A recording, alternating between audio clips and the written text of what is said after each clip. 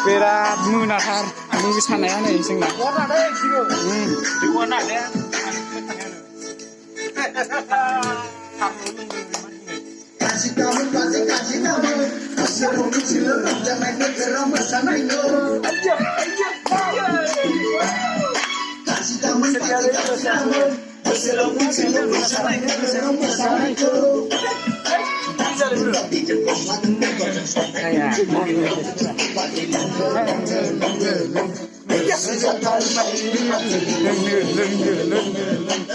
Sejatarbaय बैसागु बोथोरा सफैलायबाय बोथोरा सफैलायबाय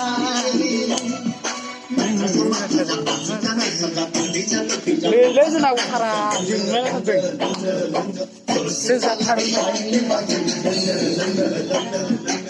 सेजाथारबाय बैसागु बोथोरा सफैलायबाय